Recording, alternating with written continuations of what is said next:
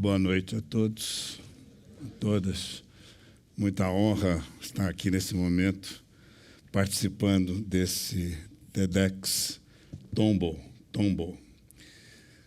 Eu gostaria de começar dizendo muito rapidamente que vocês todos são muito espertos, porque realizam um trabalho que mobiliza jovens, que faz com que a gente possa, de alguma forma, discutir temas tão importantes, vitais para a nossa realidade, e, ao mesmo tempo, traz isso dessa maneira, discutindo e mostrando uma realidade nossa tão importante como as nossas lendas indígenas e tudo isso que floresce nas nossas comunidades tão espalhadas e tão fortes por esse país afora.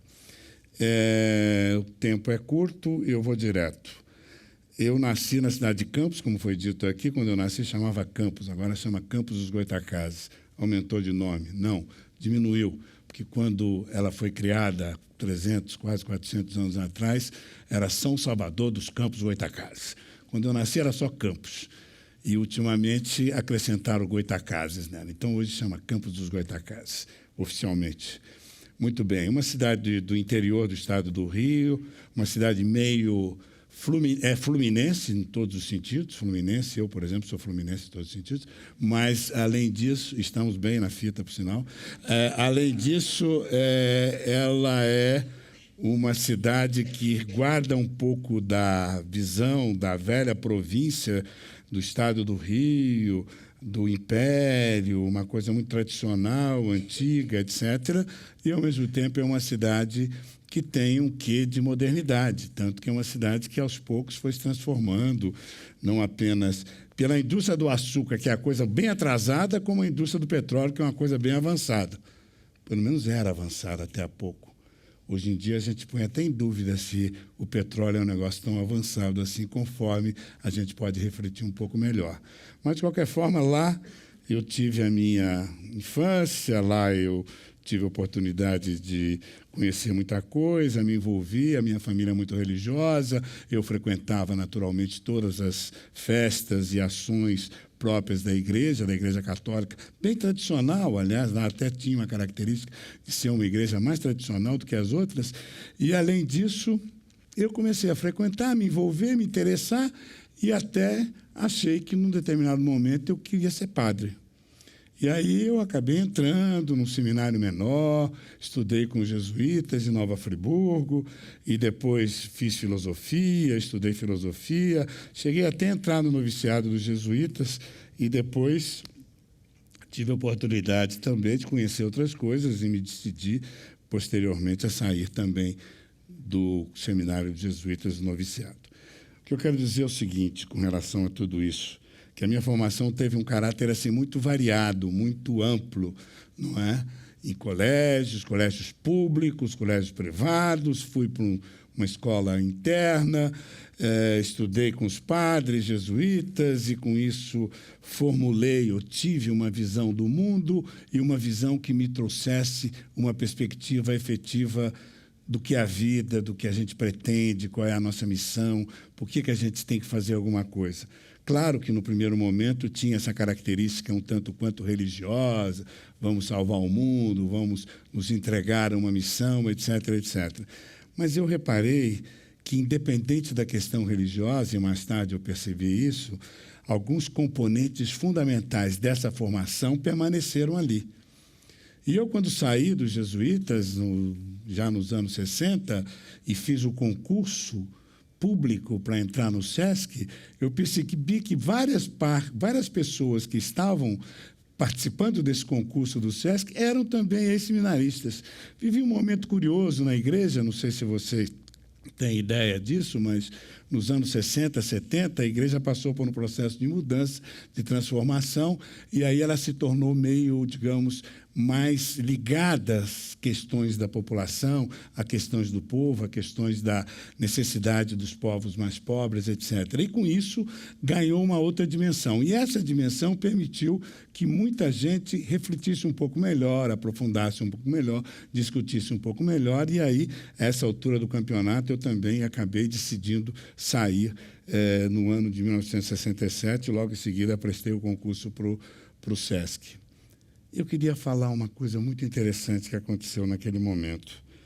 Eu, quando estava lá no noviciado, tinha um padre muito influente, era o mestre dos noviços, uma pessoa que tem uma responsabilidade de formar as novas gerações, e era uma pessoa que tinha uma visão muito conservadora, reacionária, tinha dificuldade de admitir as mudanças que a igreja estava fazendo naquele momento. Muito curioso isso.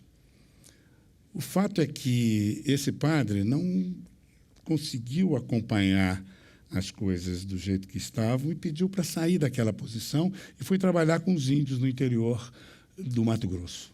E no Mato Grosso ele se envolveu também nas ações que havia lá, das missões, etc., aquela coisa de dar uma atenção para as populações mais carentes. A essa altura, ele foi trabalhar num determinado movimento, que era um movimento muito importante, vinculado àqueles que não tinham terra e que tinha a ver com aquele bispo, Dom Pedro Cassaldálida. Conclusão, ele um dia foi confundido com Dom Pedro Cassaldálida e foi assassinado. E era um padre muito próximo, que tinha uma ação muito grande, numa perspectiva muito conservadora. Tanto que eu tive vários momentos de um certo, digamos, estranhamento com as posições desse padre, padre João Bosco Penido Burnier. No entanto, ele percebeu que não era o papel dele continuar ali, foi trabalhar com os índios numa missão e acabou sendo assassinado numa confusão que um policial teve, achando que ele era o bispo e não era. Na realidade, por que eu digo isso? Porque as pessoas são muito diferentes, a gente tem perspectivas muito diferentes na vida.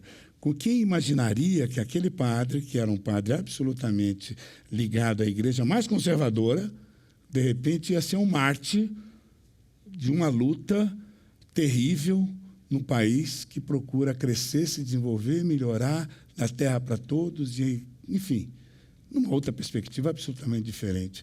E eu tive a oportunidade de viver essa realidade, de acompanhar.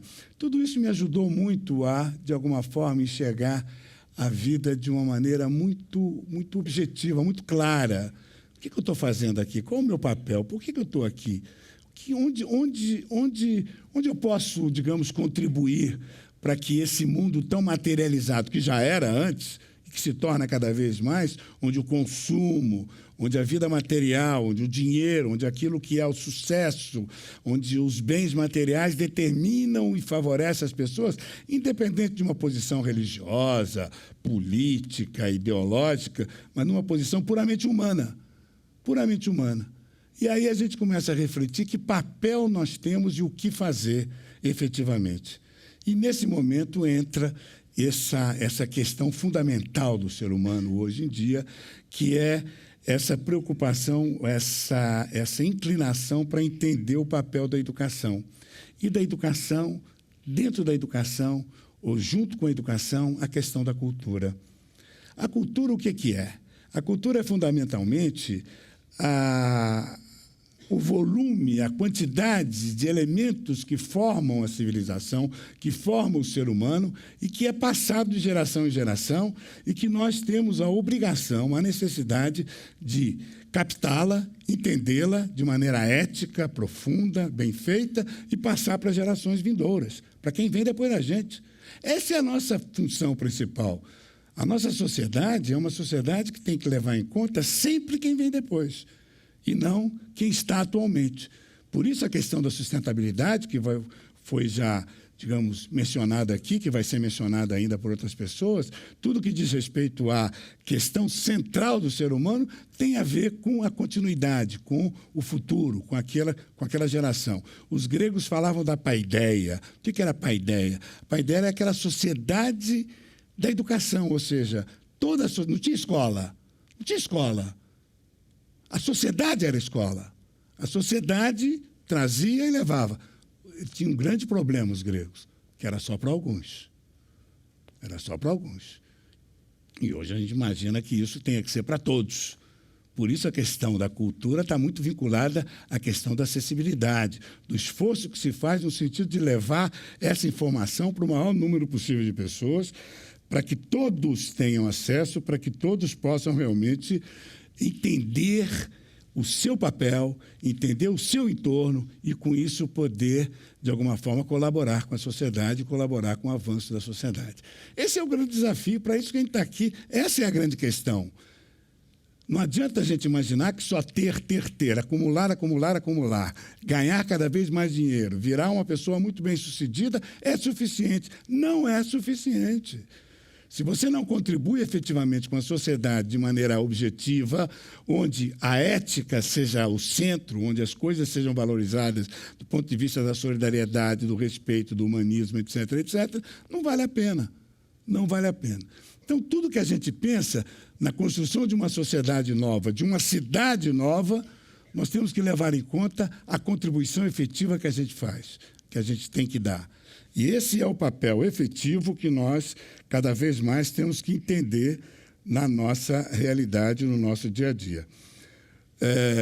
Eu trabalho já há 27 anos numa instituição, como diretor, trabalho mais de 40 anos na instituição, mas, enfim, como diretor eu estou há 27 anos e faço um trabalho, não é sozinho, não imaginaria nunca poder realizar uma missão desse tipo de maneira isolada, mas uma missão desafiadora, que é tentar melhorar a vida das pessoas.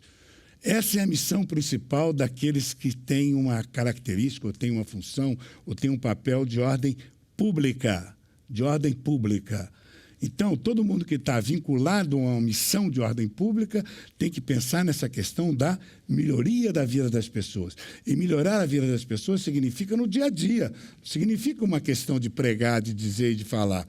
Então, a cultura tem esse papel e, por isso, numa instituição como a nossa, no caso do SESC, nós atuamos de uma maneira muito intensa nessa direção. Qual é o nosso papel? O que nós temos que fazer? Como melhorar a vida das pessoas? E melhorar em que sentido?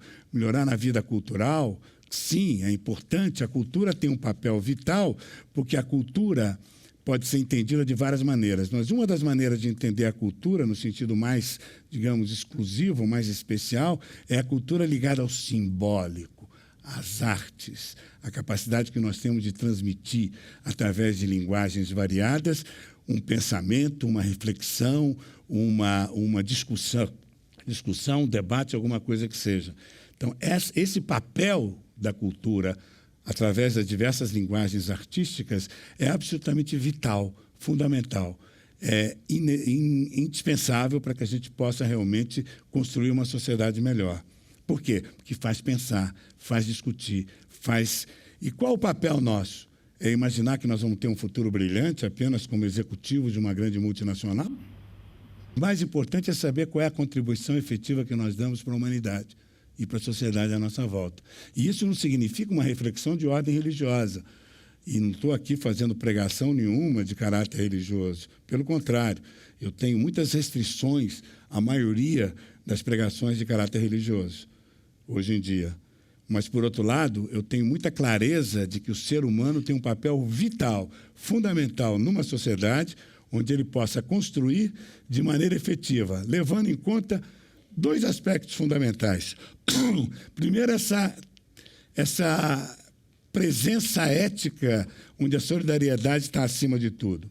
Em segundo lugar, buscando sempre o melhor possível para todos. E o melhor possível para todos significa escolher o melhor desempenho, a mais excelente de todas as medidas.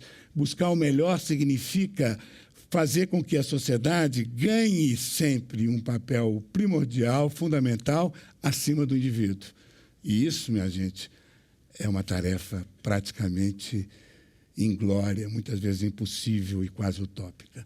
Portanto, na realidade, o que eu venho aqui é dizer para vocês que o nosso papel, muitas vezes, está muito além daquilo que a gente imagina no primeiro momento.